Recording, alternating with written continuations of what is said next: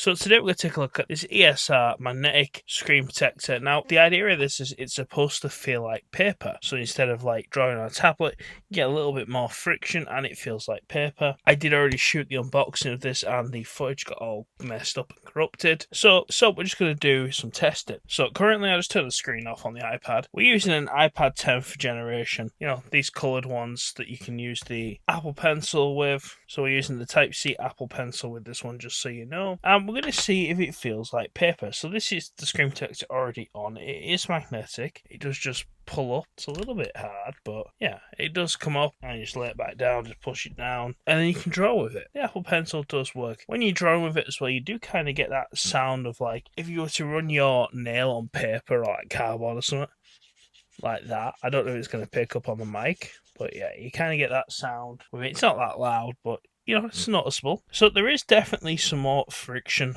you know, with using this screen protector over using something like just using the normal iPad glass. But I think what we're going to do is I'm going to take half of this off, put it on that line. So we're just going to lift it up. Also show you how it clicks on. Kind of feels a bit weird. At times it feels like it's a little bit sticky, but not. I don't know. I think it's like the material. It feels like you're pulling up a sticker, but you're not. It's like magnetic as well. You see it just clicks on.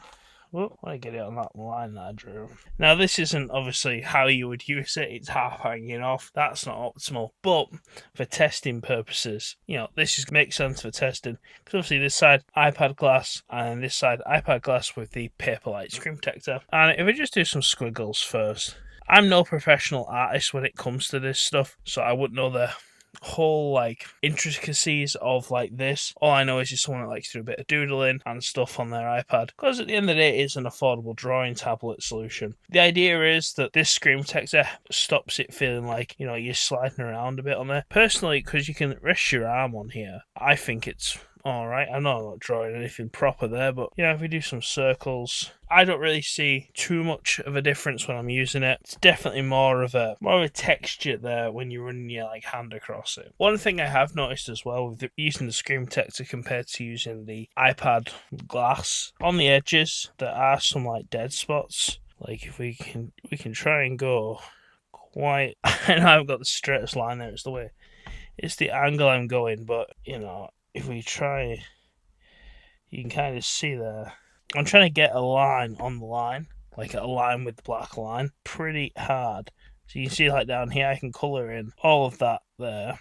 It's just so, it's not like a big deal, but it's definitely something. I don't know if it's because of the magnetic edge or something. Maybe something like interferes a little bit. You definitely get a bit more of a feeling. And I think as well, so I'm in Procreate and I'm using the Magpie marker. You see here, I feel like the pen lifts a little bit more. See how like the grey bits, where it goes lighter grey with the pen, it definitely goes in lighter grey a bit more here than it does up here. We'll try again. Try and keep it similar speed. Not too bad on that one, but there's that one there. Yeah, I would say this one as well. I would say this one definitely has some more like lighter areas where the pen hasn't pushed as hard down as it does on the glass. Maybe that's just because there's a level of interference there. Maybe because you're adding a layer on top of the glass and it wasn't designed for that. There's just some layer of like interference to a degree. Not that I think it's terribly noticeable. Other than that, I don't think it's too bad. One thing I did notice the first time, I'm going to see if it still applies now. So we're going to pop the whole thing back on. Because in one of my corners, I've got it lining up properly.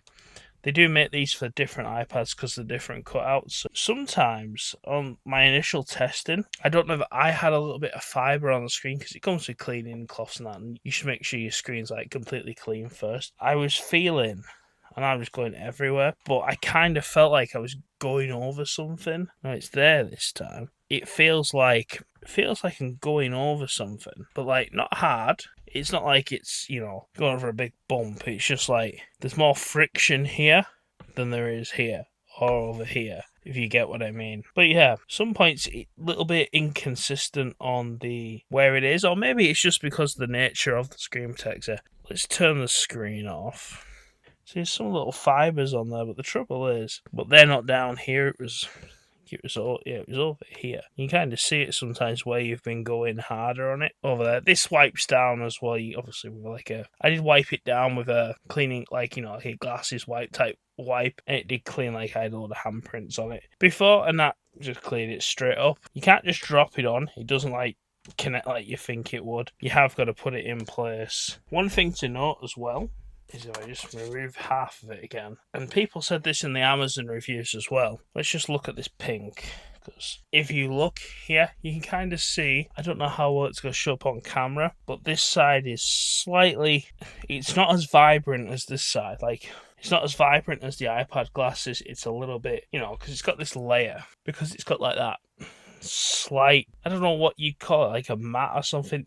Your colours aren't going to be the same as they are normally. There's definitely a different colour change if it's more like a muting or a matting. I don't know how well it shows up, but yeah, there's definitely like a matte feel almost to the colours a little bit when using this, which, if that bothers you, that might be a reason not to get it. Definitely something to consider. It changes the colours a little bit. See, now that feels more normal. Now I've reapplied it, it feels more normal. I don't really understand what's going on there because I haven't cleaned the screen since I removed it and stuck it back on. But yeah, something to consider. Overall, it definitely adds more friction. I don't know if it's something that I want to constantly use. You can take it off because it comes with like a little protective folder, so you take it off and pop it back in here. You're supposed to take it off and put it just back in there. I don't know if it needs to go in the bag or not. But yeah, you keep it in there. I suppose it stops it getting scratched and dinged up and that, and it's not a bad way to store it, I suppose. My final thoughts, it's not bad. It does add that little extra layer of texture if you need that. I think because obviously you can lean on the iPad, I don't think it's something you necessarily need. But if you feel like you need it,